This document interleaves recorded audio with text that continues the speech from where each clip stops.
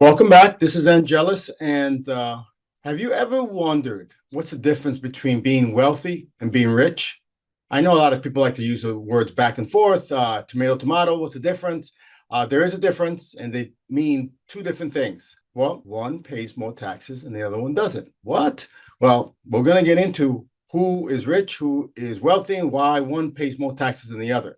Before we get into it, I want to remind everybody the information here can positively impact your decision making going forwards. So make sure you watch from the beginning to the end to get all the information. And if you like the contents of this video after you've seen it, please comment, subscribe, and hit the icon bell. That way in the future, you'll be notified when other similar videos come out. So with that, what is the difference between being wealthy and being rich? And who gets taxed more? The government only sees two ways of making money, and the two are for the basis of taxation. And how they categorize all ways of making money, all ways of earning income is it consuming or is it providing? Especially in America, which I am from, you're either consuming, taking in resources, using up resources, working a certain amount of hours, while the other side is unlimited resources being added to the community at large. So how does this work? How do they see that? Who belongs in what category? What's that have to do with the wealthy and the rich? Well, this is how it is. If you're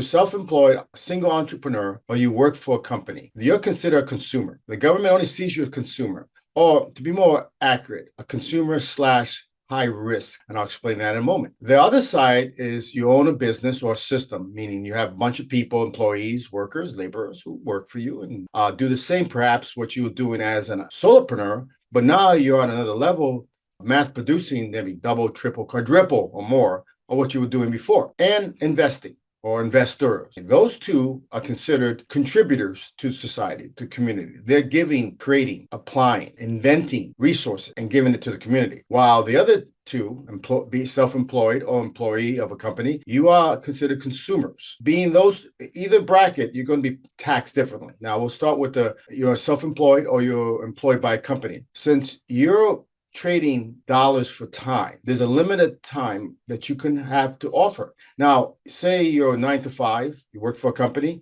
Well, you make only so much money. So they have to tax you more on the fact that after you make that amount of money, you're going to be consuming primarily. And you're not going to make any more money than what you're going to make, whatever you're making, whatever your salary is for that company. Now, as a solopreneur, you might make more. You might make the same amount as you did as you work for that company. But it's, again, trading time for dollars. So you're going to be in a different tax bracket. But the difference between an entrepreneur, a solopreneur, and someone who's employed is that the person who's employed is considered by the government as stable, at least by the insurance company and their underwriters. You're stable unless you quit. And even if you quit, you're going to find another job. You cannot not work. You're more considered sure bet. When you're a solopreneur entrepreneur, you're owning your own job. You're not as stable. Even though you might think you are, you're not. COVID proved that. There's a decline in the economy. Technology changes something. Companies radically do business a different way. The entrepreneur, solopreneur is least likely to adapt. If you're employed by a company, you're retrained and you're told, or you quit and you get another job that trains you, whatever. But as a solopreneur entrepreneur, you're more likely to go out of business than go get a regular day job again, which, again, during COVID, this was a fact of nature. Entrepreneurs, solopreneurs are higher risk, while self-employed people, they not as high risk, but again, they only both trade dollar for time. So they're going to be taxed differently. Since an employee can only work so much, they're taxed the most. They were taxed the most until the last few years. Now, if you're a solopreneur entrepreneur, sorry to tell you these people, you're taxed more than when you had an employment job. So as a solopreneur entrepreneur, you are taxed the most. Now, when you get to a business, you get to owning a system. It could be a franchise, it could be a company, it could be a brick and mortar, it could be online, whatever. At that point, you are now making resources. You're providing opportunities for other people. You're providing jobs, more insurance policies, 401s, Roth, retirement. You might be contributing to other employees' retirement funds. I mean, that's providing, that's creating. It's bringing and putting wealth back into the community. And for that, the governments want you to grow as quickly and grow as fast as humanly possible. They want to give you incentives to grow. They'll give you a certain tax bracket, meaning you pay less taxes. They give you other incentives by grants, by cheaper loans. Again, if you own a company, a system, you're going to be taxed less. You're going to have more opportunities for more resources than as a solopreneur entrepreneur, okay, or an employee. Now, an investor is the most contributor to society. They run the world as we know it. They give the most back. They not only make more of what the companies did, but they actually create companies. They're masters of creating new companies.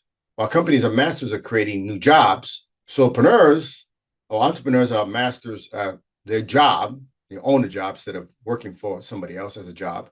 And you know the rest. So those are the two categories.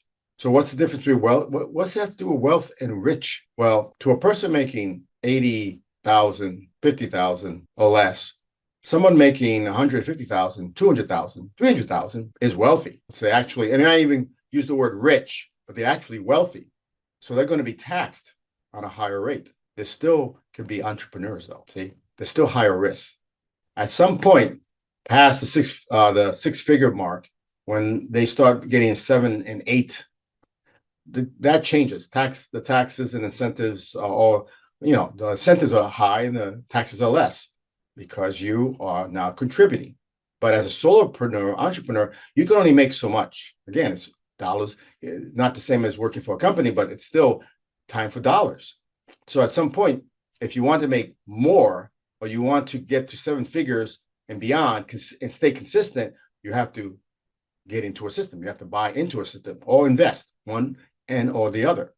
And that puts you in another tax bracket. Now, an entrepreneur who is making a $250,000 a year is considered wealthy, especially by anybody else below six figures. They're wealthy. A person who's rich is taxed less. A person who is rich has more incentives, more resources, more opportunities to become. That's where the old term, the poor stay poor, the rich get richer. They get richer not because it's some conspiracy thing or it's not something unfair or mean. It's good business practice.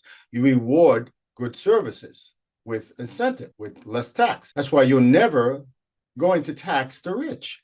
You will tax the wealthy. You will tax the working Janes of America or any country. You will have no problems taxing, employees, laborers and all that, but you can't tax the rich because they need an incentive to keep on making their wealth to give it back to society. Lots of philanthropists who are rich have created institutions, schools, hospitals, other corporations to manage these libraries, hospitals, schools, you name it. So they're contributing to society. So they are the rich. They are the ones that are controlling everything by giving everything. So without them, there is no employees. There's no entrepreneurs. There's no solopreneurs. Even though the solopreneurs say that they are the backbone of the economy, they may be so in many ways, but there's still a high risk with being rich. If you fail at something, the failure itself can actually create opportunities for the solopreneur, entrepreneur, and the employees of companies. So basically, that's the difference of being wealthy. Being wealthy, you may not necessarily be making 7 figures. You could be making over 6 figures easily, but being rich is the money working for you. At the point where you become a business owner, an investor, and the money's working for you, instead of trading dollars for time, you're trading downtime for dollars. So it's a big difference and you're being rewarded for that. So my only advice in this video for you people out there, if you're entrepreneurs, solopreneurs, get to the next level, become investors or own your own business, get some employees under you. That will lessen your tax, increase the incentives that the government and private loan organizations, banks and other institutions will give you. They will give you so many perks just to get your business to produce more when you get to that level. So, okay, I'm going to leave you with that. If the contents of this video is giving you massive value, please comment, subscribe. If you have any questions, put it in the comment field and I'll get back to you as soon as I can. Everybody have a great day and I'll catch you in my next video. Take care.